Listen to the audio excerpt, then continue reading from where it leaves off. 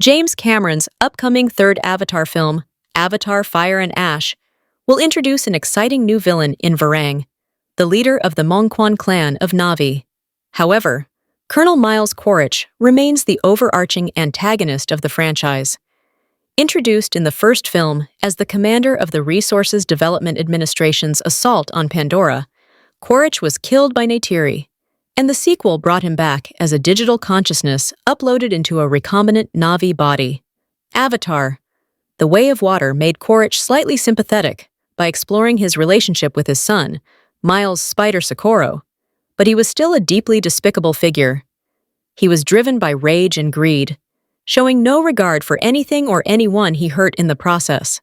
A subtle aspect of Quaritch's dialogue in the first two Avatar installments underlined just how evil he was, and it may have set up a major turning point for the character in Fire and Ash. In the original Avatar and The Way of Water, Quaritch never referred to the Na'vi characters using their real names.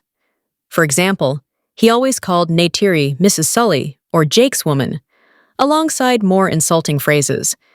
This did not come from a place of ignorance, because the RDA studied the Na'vi extensively.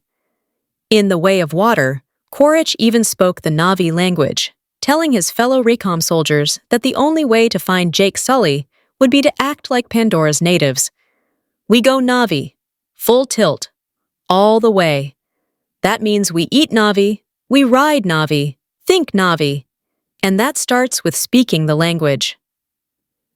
Though Spider ridiculed his father's pronunciation, Quaritch's grasp of the language was strong enough that he could communicate with Na'vi when necessary. He had no problem referring to Na'vi by their titles, such as Turuk Makto and Sahik, which indicates that his avoidance of the Na'vi's names was a deliberate choice. Even when he and his team stumbled upon a group of children in the jungle, the only one whose name he bothered to ask was Spider, the sole human in the group. This quirk of Quaritch's dialogue served two functions. First, it dehumanized the Na'vi from his perspective. Quaritch did not view Pandora's inhabitants as people, so he did not care about what they called themselves. Second, it highlighted his obsession with Jake. Logically, Neytiri should have been the main subject of Quaritch's scorn in The Way of Water, as it was she who killed his original human body, but he did not care about her beyond her connection to her husband. Jake had turned against the RDA, and that hurt Quaritch worse than anything else that the Na'vi did. As he told Jake in The Way of Water, "I took you under my wing, Jake. You betrayed me. You killed your own good men, good women. I will not hesitate to execute your kid." He viewed all Na'vi through the lens of his vendetta against Jake, and the other members of the Sully family were merely bargaining chips, so they did not matter to him on an individual level. Language has been a vital part of the Avatar franchise since the first installment, so it feels very purposeful that Quaritch's dialogue was written without any Na'vi names. It is a small yet brilliant way to further characterize him through his speaking patterns. However, it is possible that this habit will change in Fire and Ash.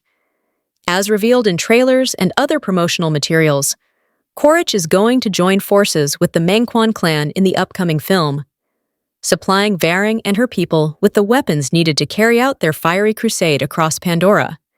It has also been strongly hinted that he will enter a romantic relationship with Varang, though whether he develops genuine feelings or merely considers her as a means to an end remains to be seen. Either way, it will be a significant change to the status quo for Quaritch. He will be allied with a subset of the Na'vi and spend much more time among them than he has in any of the prior installments. Given his seeming closeness to Varang, it would be highly unusual for him to avoid using her name in Fire and Ash. If this is the case, he may begin to use the other Na'vi's names as well. This would be an interesting bit of character development for Quaritch, showing that he is assimilating into Na'vi culture much like Jake did, whether he wants to or not.